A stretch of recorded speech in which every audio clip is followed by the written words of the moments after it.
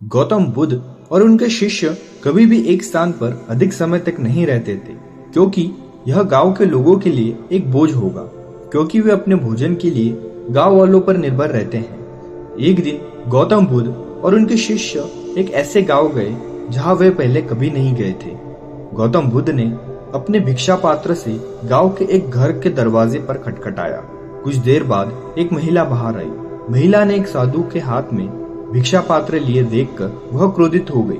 महिला ना तो बुद्ध के ज्ञान के बारे में जानती थी और ना ही बुद्ध को इससे पहले कभी देखा था। महिला ने बुद्ध को गाली देना शुरू कर दिया। महिला ने कहा, आप काम करने के लिए स्वस्थ दिख रहे हैं, इसके बजाय आप बिना काम किए ही भोजन चाहते हैं।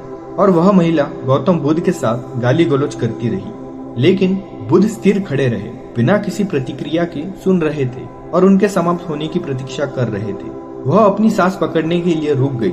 फिर गौतम बुद्ध से पूछा, तुम पत्थर की तरह क्यों खड़े हो? आप कुछ कह सकते हैं। बुद्ध ने कहा, यदि कोई प्रस्ताव आए और वह स्वीकार नहीं किया गया है तो वह किसका है? महिला ने उत्तर दिया, मैंने तुम्हें अभी तक कुछ भी प्रस्ताव नहीं दिया, बस मेरी जगह से हट जाओ।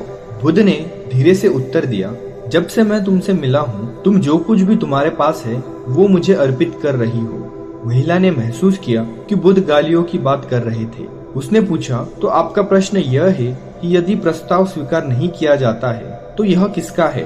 बुद्ध वापस मुस्कुराए। महिला को अपनी गलती का एहसास हुआ और उसने क्षमा के लिए बुद्ध को प्रणाम किया। बुद्ध ने कहा, जैसे दर्पण किसी वस्तु को दर्शाता है, झील आकाश को दर्शाती है। इस बात का ध्यान रखें कि आप क्या बोलते हैं और आप कैसे कार्य करते हैं। आप जो भी अच्छा काम करते हैं आपको हमेशा अच्छाई वापस मिलती है, और आप जो भी बुरे काम करते हैं आपको हमेशा वही वापस मिलेगा। महिला ने बुद्ध को धन्यवाद दिया और उनके लिए कुछ भोजन लाया। बुद्ध ने उसे धन्यवाद दिया और अपनी यात्रा जारी रखी। दोस्तों, जिंदगी में आप कभी भी किसी को अपने क्रोध और शब्दों के द्वारा अपने ऊपर नियंत्रण या अधिकार न करने दें। इसकी बजाय दर्पण बने और उन पर प्रतिबिंबित करे। शांत रहे और अपनी भावनाओं पर नियंत्रण रखे। कोई भला बुरा कहता है तो तुरंत प्रतिक्रिया न दे। अपने आप पर नियंत्रण रखने से आप कभी किसी से प्रभावित नहीं होंगे।